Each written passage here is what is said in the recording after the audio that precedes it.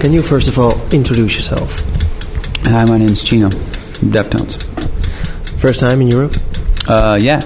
Actually, we played last year. We played a Roskilde festival, but that was the only one show we did, and that we flew in, flew out. So it's the first tour here.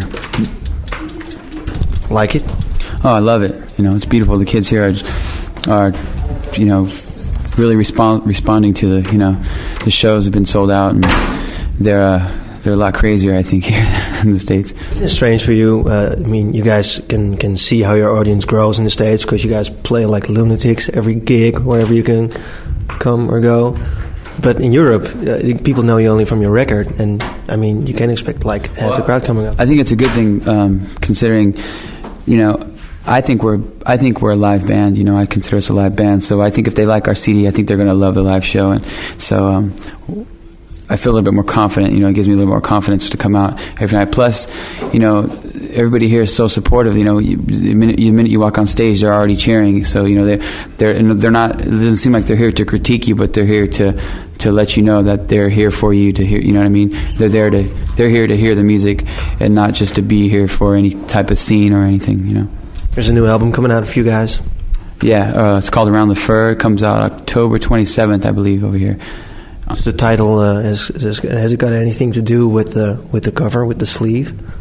No, it doesn't actually. I wanted to have that cover that they picked for the record. I don't know if you've seen it or not, but it's. We checked the net, so there were wild speculations about this girl semi-dressed. Yeah, it's pretty graphic, but it wasn't my first choice for covers. I guess it was more like they gave us a bunch of different record covers to choose from. My actual cover had a girl in a fur coat on the cover. That's the choice I made. But the photos they took, I wasn't there for the photo shoot. I didn't really like the way they came out. So don't buy the album. It was don't buy the album. No. It was, you know, they was just semi okay. So what they did was they had a bunch of different album, like 16 other, you know, covers that they made just, you know, for us to choose from, and the one that we picked was one that most caught your eye, and it was, you know, I liked it. I thought it was pretty good. It kind of makes you think of, you know, what's going down here, kind of like it's off like a video camera kind of thing. So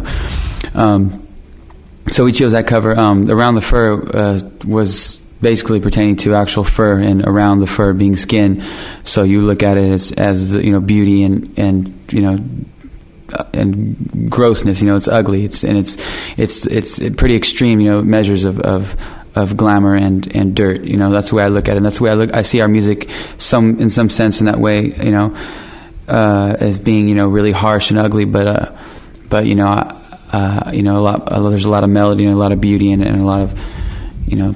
So it's I think it's two extremes, you know, and put into one thing. So, you know, it kind of makes the harshness of the music soothing. The first cover of your first album, Adrenaline, what's the thing on there? Well, that was kind of somewhat of the same thing. I wanted, a lot of the music was really hard on the record, and I wanted to put something that's really, really pretty on the record cover. And that thing is a bulb syringe, and it's used when babies are born. They have them to clear out their throat and their mucus and stuff inside them. And actually, when you leave the hospital with a baby, you have to make sure you have that with you, because if the baby's choking, it's like you know, it can save their life. So it's somewhat of a symbol of life for a new baby. And just like, you know, I thought it'd be a really cool foreign object. People, you know, wonder what it is. When they found out it is, they find out something for a baby, and it's something so opposite from our music. So I figured, you know, people get that. The picture that they actually used for it, then again, was just like this time, it was my idea, but I wasn't there for the shoot. So the picture, it kind of looks blurry and you can't really tell what it is. I wanted a lot cleaner picture, but like time wise and everything, we didn't really have the time for it. So it's what it is. And is it yours? Because you have a kid, right? Yeah, I have two little boys. I have one who's 4 and one who's 4 months. So yeah, two little tykes. Don't you miss them like hell? Oh yeah, I mean, I miss them. I mean, yeah, a lot. It's hard, you know, to just being on the road for so long, and then you come home and you get close to them again, and then you have to leave again. So it's like, you know, that's the hardest part. Because when I go home, it's not like I could just go home and then it's like all normal. You know, you have to get used to being at home again. You know, and it usually takes a month or so to kind of get back into the life of being home. and then you already have to leave again. So it is kind of rough. But I'm very lucky to have a chance to be able to do this music, and at this scale especially. So I just think of it like that. It's all being done for a purpose. On your new album, you did a song with Max Cavalera. How did you hook up with him? Well, I met him through his stepson, Dana Wells, who passed away last year, and the song we wrote is actually about him. He was in a car wreck. I think it was a little over a year ago, and he was a dear friend of ours, and he's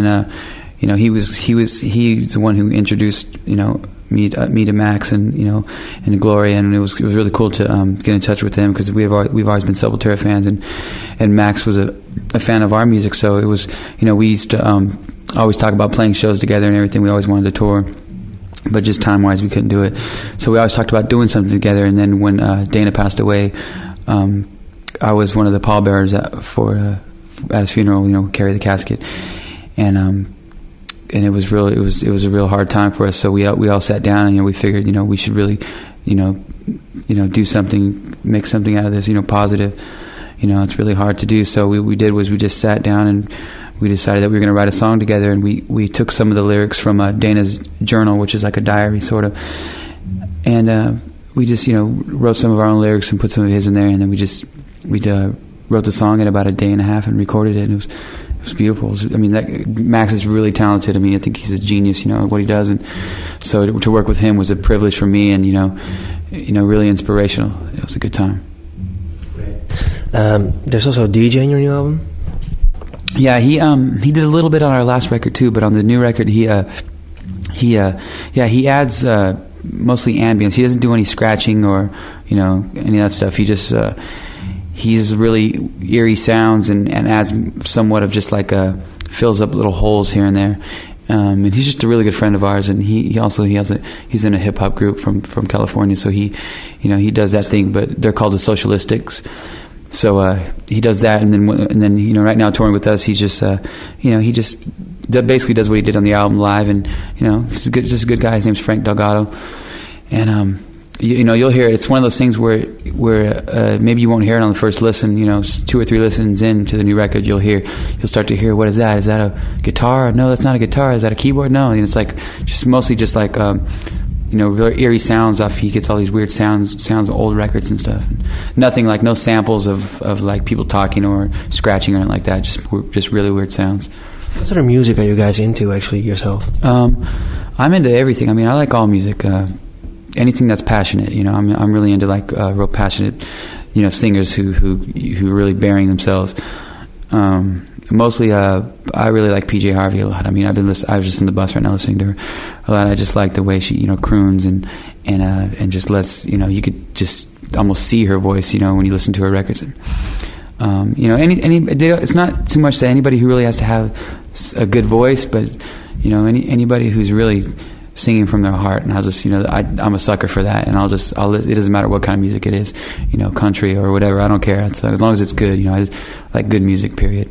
Because you guys, I ask you that because it strikes me that people who are innovative in some style or a genre of music always listen to a different style of music like the fans do. Yeah, I think so. It's our guitar player Stefan. He's really grew up in the metal scene in music, so he's really into metal, and I would never really listen to that before. So when I got in a band with him, it was kind of weird, like that I had to learn, a lot about it. And I grew up mostly on first rap music, and then I got into new wave, and that was my thing forever. I loved like Depeche Mode and The Cure, and that was like my favorite thing. And then I kind of got into punk rock in a little bit, but I never really got into metal until being in this band. So at first I started kind of going with more metal stuff, and then I started to realize that, what, I should just sing the kind of music I like over the music that they're playing, you know what I mean, and not do it so much to where it sounds like, oh yeah, he's singing like this or singing like this, but kind of mesh it all together and do it in a real natural way. So that's what I try to do. Like it's not like I think you listen to this and any song on a record, you go, oh yeah, Chino sounds like Morrissey right here, but But if you do listen to it, you'll hear a little bit of influences from that, but it'd be blended in with, you know, maybe something like Pantera or something. You know, it's just all the stuff that I listen to, and I just, you know, I just like, and it kind of, I think it shows. I think all music is as long as it's genuine, you know, and heartfelt, then it's good, you know. So. By now it sounds so logical to listen to music like that. I mean, it's almost accepted. People know, like, hey, yeah, sure, Helmet does it, Korn does it, whoever does it. But when you guys started out, it wasn't, well, the thing to do. So how did the fans or how did the people react?